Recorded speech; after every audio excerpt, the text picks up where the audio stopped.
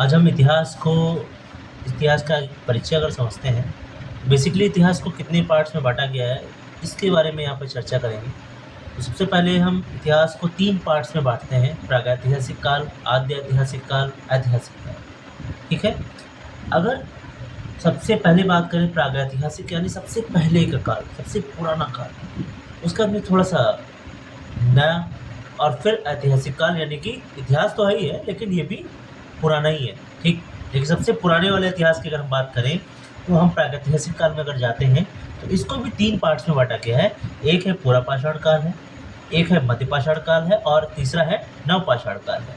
तो देखो सब में क्या हो रहा है, पाषाण काल आ रहा है यानी कि स्टोन एज आ रहा है, यानी यहाँ पे सिर्फ़ और सिर्फ़ बात हुई स्टोन की। तो इसमें क्या है 9000 ईसा पूर्व से पुरापाषाण काल, फिर 9000 से 4000 ईसा पूर्व तक मध्यपाषाण काल और नवपाषाण काल यानी 4000 ईसा पूर्व से 2500 ईसा पूर्व तक। तो इस तरीके से हमारा प्रागैतिहासिक काल जो 3 पार्ट्स में डिवाइडेड था, ये भी क्लियर हुआ। अब हम आते हैं आद्य ऐतिहासिक काल में। आप लोगों को भूलना नहीं है, बेसिकली 3 पार्ट्स में आपका क्या है, प्रागैतिहासिक काल, आद्य ऐतिहासिक काल और ऐतिहासिक काल।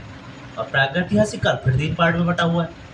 अब अगर हम आद्य ऐतिहासिक काल की बात करेंगे, तो इसमें एक पूरा का पूरा फ्लो चार्ट टाइप का बना हुआ है। बेसिकली आप देखिए, आद्य ऐतिहासिक काल 2 पार्ट्स में बँटा हुआ है, सिंधु घाटी सभ्यता में और वैदिक सभ्यता में। अगर सिंधु घाटी सभ्यता आपसे कोई पूछता है, तो 2500 से 1500 ईसा पूर्व तक सिंधु घाटी सभ्यता थी, क्योंकि देखिए ये काफ़ी इम्पोर्टेंट है सिंधु घाटी सभ्यता, इसीलिए आपको ये ध्यान रखना है।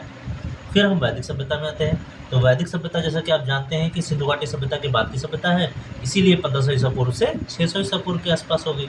वैदिक सभ्यता के को भी अब सिंधु घाटी को तो हम पार्ट में बाँटेंगे नहीं, तो वैदिक सभ्यता को फिर से पार्ट्स में बाँट दिया गया। तो इसमें 2 पार्ट है, एक है ऋग वैदिक काल, दूसरा है उत्तर वैदिक काल। अब ऋग वैदिक काल में ऋग्वेद की जब रचना हुई तब का टाइम है, और उत्तर वैदिक काल में बाकी सारे वेदों की रचना हुई तब का टाइम है। ठीक है? तो ऋग वैदिक काल माना जाता है 1500 ईसा पूर्व से 1000 ईसा पूर्व, और ऋग्वेद की रचना भी इसी टाइम पीरियड के बीच में हुई। ठीक है? उत्तर वैदिक काल में 1000 ईसा पूर्व से 600 ईसा पूर्व की बात होती है, तो आपको ये चीज़ें ध्यान रखनी है। अब इसी तरीके से हमारा पूरा का पूरा आद्य ऐतिहासिक काल के पार्ट्स कंप्लीट हो गए। अब हम ऐतिहासिक काल में आएँगे। ऐतिहासिक काल चूँकि आप जान रहे हैं कि काफ़ी इम्पोर्टेंट है एग्ज़ाम के पॉइंट ऑफ व्यू से, इसीलिए इसको देखिए, आप देखिए 4 पार्ट्स में बाँटा गया है, प्राचीन भारत, मध्य भारत, मध्यकालीन भारत, आधुनिक भारत और आधुनिक विश्व। यानी भारत को के 3 पार्ट्स बता दिए और विश्व को एक साथ ले लिया इन्होंने, ठीक है? अब देखो यहाँ पे प्राचीन भारत यानी 600 ईसा पूर्व से 712 ईस्वी तक, ठीक है? ईसा पूर्व की बात हुई यहाँ पे। उसके बाद में मध्यकालीन भारत की अगर बात करेंगे, तो 712 ईस्वी से 707 ईस्वी तक मध्यकालीन भारत। अब देखो प्राचीन काल में जब हम बात करेंगे, तो थोड़ा-सा इतिहास, जब महाजनपद, मौर्य, मगध, ये सब जो पूरा हिस्ट्री चलता है ना, ये आपको प्राचीन भारत के अंतर्गत आएगा। तो 600 ईसा पूर्व से 712 ईसा पूर्व के बीच में बनेगा ये। मध्यकालीन में 712 ईस्वी से 1707 ईस्वी, ये आपका मध्यकालीन भारत है। आधुनिक भारत यानी जब अंग्रेज आ गए, उस टाइम की बात हो रही है, 1707 से 1964 की बात हो रही है। ठीक है? इस तरीके से फिर हमारा आधुनिक विश्व आ जाएगा, जो 14वीं शताब्दी से 1950 ईस्वी तक आधुनिक विश्व हो जाएगा।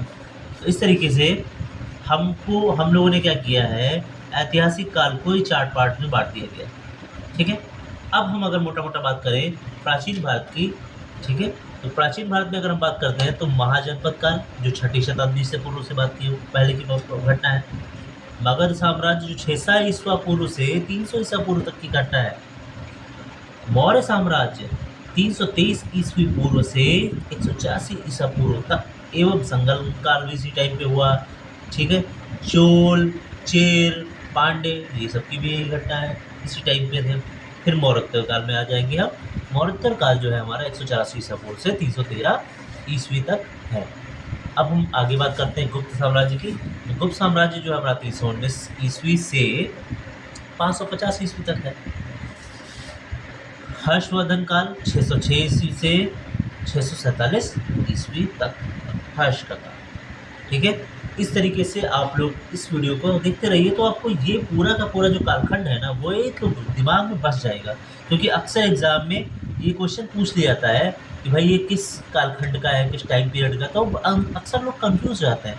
तो इस वीडियो को देखने के बाद आपको ये कन्फ्यूज़न दूर हो जाएगा। इसको कई बार वीडियो को देखते रहिए और आपको सब सारा का सारा याद हो जाएगा, ठीक है? No doubt.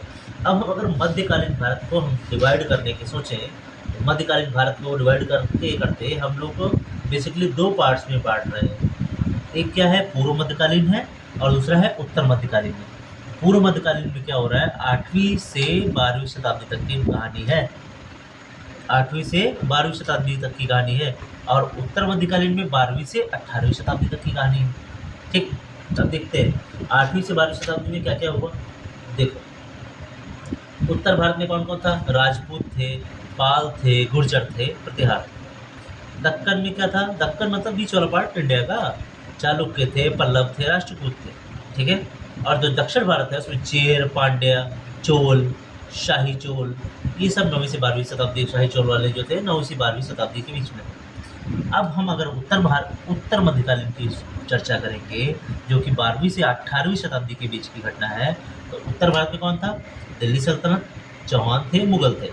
दक्कन में कौन था? विजयनगर साम्राज्य था और बहमनी साम्राज्य था। और दक्षिण भारत में कौन था? चेर थे। देखो, चेर यहाँ पे भी, चेर यहाँ पे भी, चेर रह गए थे बाद में, ठीक है? चेर का शासन देर तक रहा है। फिर देवगिरी, वारंगल, गौर समुद्र।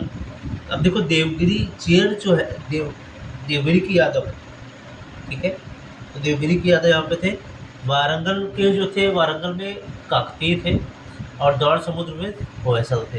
तो इस तरीके से आपको जो आज ये चीज़ें बताई गई हैं, ये आपको इतिहास को मोटा-मोटा कालखंड में बाँटने का है। फिर हम आगे की जो वीडियोज़ होंगे उसमें हम आधुनिक भारत को और आधुनिक विश्व को किस तरीके से बाँट रहे हैं, शॉर्ट एक वीडियो बना दूँगा ताकि आपको वो चीज़ें क्लियर हो जाएँ, ठीक है? तो बस इसी के साथ ख़त्म करते हैं वीडियो।